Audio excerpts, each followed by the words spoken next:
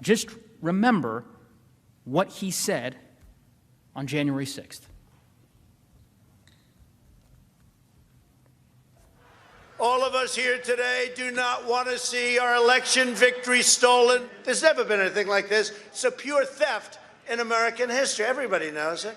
Make no mistake, this election was stolen from you, from me, and from the country. At the opening of... We will never give up. We will never concede. It doesn't happen. You don't concede when there's theft involved. And to use a favorite term that all of you people really came up with, we will stop the steal. We must stop the steal. We will not let them silence your voices. We're not going to let it happen. Not going to let it happen.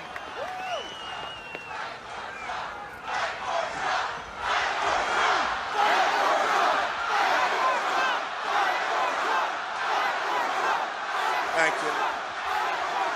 And you have to get your people to fight, because you'll never take back our country with weakness. You have to show strength, and you have to be strong. And we fight. We fight like hell. And if you don't fight like hell, you're not going to have a country anymore. You may remember at the outset of this trial that I told you you'd hear three phrases over and over and over again. The big lie that the election had been stolen, stop the steal and never concede, and fight like hell. And there's more. I promise to fight every single day. One, I'm a fighter and I'm relentless, but I'm a fighter and I'm relentless. A fighter and I'm relentless. I will fight like hell. But the way I see it now is that we pick ourselves up and we fight back. That's what I think it's all about. We stand up and we fight back. We do not back down. We do not compromise, not today, not tomorrow, not ever. You can either lie down, you can whimper, you can pull up in a ball, you can decide to move to Canada, or you can stand your ground and fight back. And that's what it's about. We do fight back, but we are going to fight back. We are not turning this country over to what Donald Trump has sold. We are just not. Look, people are upset, and they're right to be upset. Now, we can whimper, we can whine, or we can fight back. Me, I'm here to fight back. I'm here to fight back because we will not forget. We do not want to forget. We will use that vision to make sure that we fight harder, we fight tougher, and we fight more passionately than ever. We still have a fight on our hands. Fight hard for the changes Americans are demanding. Get in the fight, to winning the fight, fighting. He's fighting. We'll use every tool possible to fight for this change. We'll fight to fighting hard. Serious about fighting and fight. We got to get on our front foot and fight back. Problems, we call them out and we fight back. I'm in this fight. I am fighting. Get in this fight. Get in this fight. Get in this fight. And fighting, we all need to be in the fight. We all need to stay in the fight. We stay in this fight. We fought back. We fought back. I am not afraid of a fight. I am in this fight all the way. You don't get what you don't fight for. Our fight. We are in this fight for our lives. This is the fight of our lives. But we are going to make sure that this fight does not end tonight. This is a fight for our lives, the lives of our friends and family members and neighbors. It is a fight, and it is a fight that we're going to work to make sure continues. It's a fight. It is a fight. It is a fight, and that's what this fight is for. Well, I'm wired to fight anyone who isn't doing their job for us. I'm John Tester, and you're damn right. I approve this message. And I'll have lots of fights ahead of us, and I'm ready to stand up and keep fighting. We have to fight. We're going to fight. We're going to fight. We need to fight, and we need to fight. We're going to fight. We got a few more fights. I'm going to take the privilege of a few more fights, and we have the biggest fight of all. I will never stop fighting. I will fight like hell to fight back against anyone.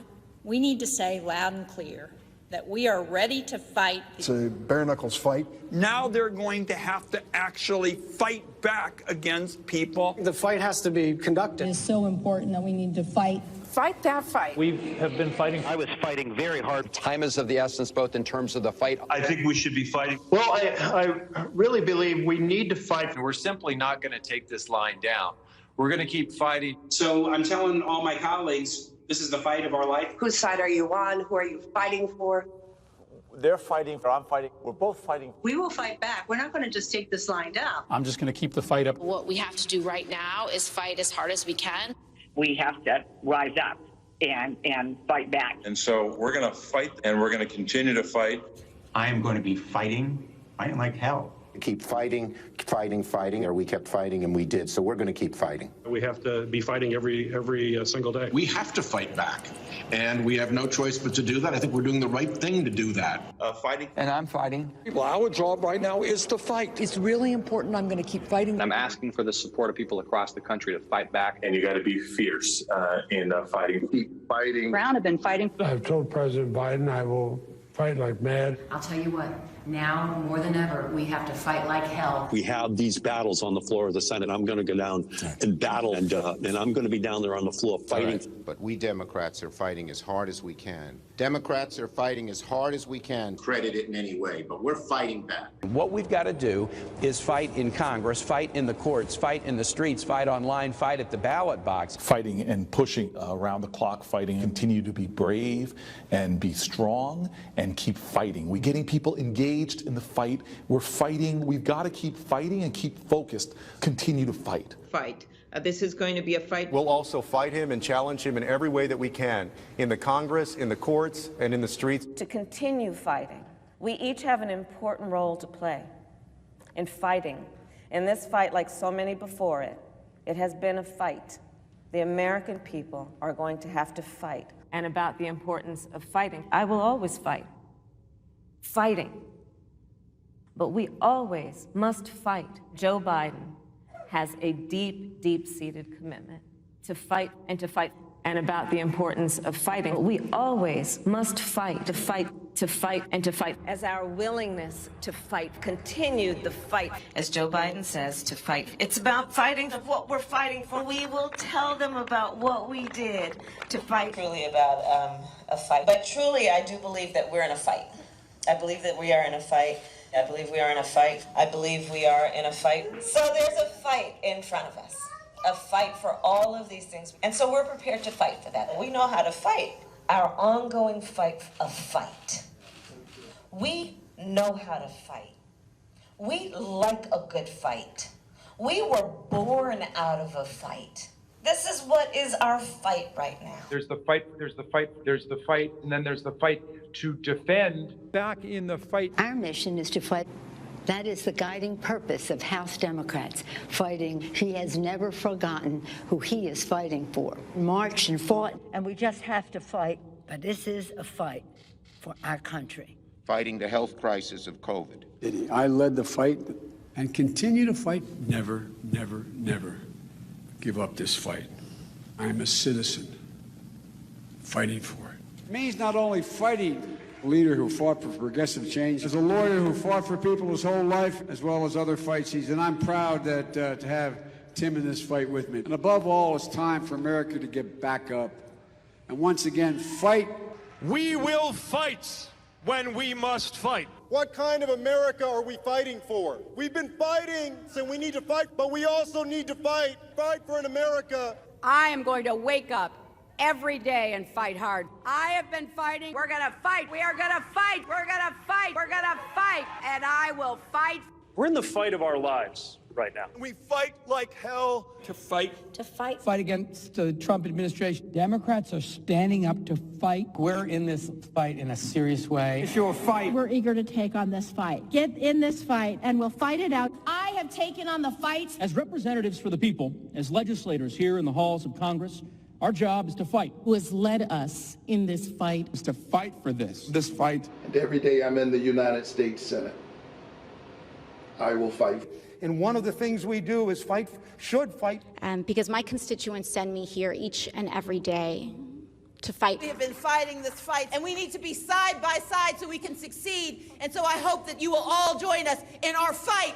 And if we fight, and as the next governor of Georgia, I will never stop fighting. We can show the old guard something new, and we can fight. My fight, those fights need to fight an administration. Requiring us to fight, and fight we will. Their fight.